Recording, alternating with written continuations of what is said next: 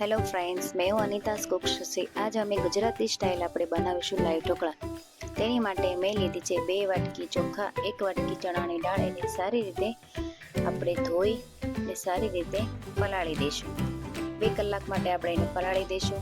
પછી લીલી મકાઈ મેં અહીંયા લીધી છે, એને પણ સારી રીતે ધોઈને મેં પલાળી દીધી છે। 2 કલાકમાં પલાળી જાય એટલે પછી આપણે એને મિક્સરમાં પીસી નાખશું સારી રીતે। મિક્સરમાં પીસી અને આપણે હવે એક બાઉલમાં એને કાઢી નાખશું। હવે આપણે લીલી મકાઈને પણ આવી રીતના પીસીને એને પણ આપણે બાઉલમાં મિક્સ કરી દઈશું। સારી રીતે બેટરને ફેટવાનું છે, જેથી કરીને આપણું આથો બહુ સરસ। પછી તેમાં હળદર પાવડર નાખીને સારી રીતે મિક્સ કરવાનું છે। હવે આપણે 6-7 કલાક માટે એને રેસ્ટ આપી દઈશું। રેસ્ટ આપીને તમે જુઓ તો આપણો આથો સારી રીતના આવી ગયો છે। હવે સારી રીતે મિક્સ કરીને આપણે ગ્રેટર કરેલી દૂધી, મકાઈ અને ગાજર લીધું છે મેં, એને પણ સારી રીતે આપણે બેટરની અંદર નાખી દઈશું। ત્રણેય વસ્તુને અને આપણે સારી રીતે નાખી અને એને આપણે મિક્સ કરી દઈશું। હવે આપણે એમાં નાખવાનું છે મીઠું, મરચી અને આદુની પેસ્ટ અને સારી રીતે મિક્સ કરી લેશું। સારી રીતે મિક્સ કરવાનું છે, જેથી કરીને આપણા ઢોકળા છે એકદમ સોફ્ટ અને સ્પોન્જી બને એ માટે।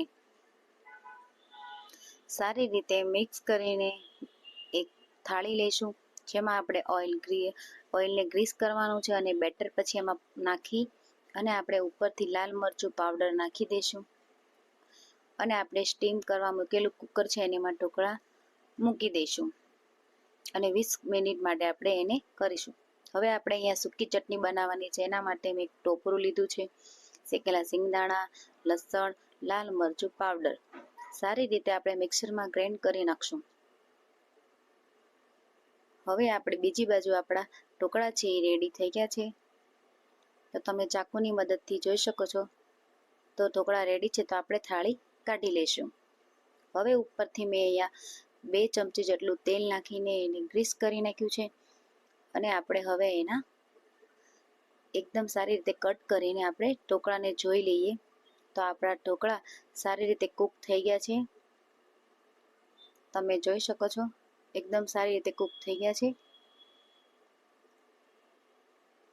સોફ્ટ અને એકદમ રૂઈ જैसा। તો આપણે બધા જ એવી રીતના ઢોકળાના આપણે કાઢી લઈશું પીસીસ। હવે આપણે ગ્રીન ચટણી બનાવવાની છે। તેમાં માટે મેં લીલા ધાણા, ફુદીનો, મરચાં, મરચી, આદુ અને લસણ, મીઠું અને દહીં નાખીને સારી રીતે મિક્સરમાં પીસી લઈશું। હવે આપણે આપણા ઢોકળા તૈયાર છે, એની પર નાખીશું તેલ, ઉપરથી નાખીશું થોડા ધાણા અને આપણા ઢોકળા છે રેડી। એકદમ સોફ્ટ, સ્પોન્જી અને જોઈને જ ખાવાનું મન થાય એવા ઢોકળા રેડી થઈ ગયા છે। તમને મારી રેસીપી સારી લાગે તો તમે વિડીયો શેર કરજો, લાઈક કરજો અને આવા મારા વિડીયો જોજો અને રેસીપી સારી લાગે તો લાઈક શેર કરજો।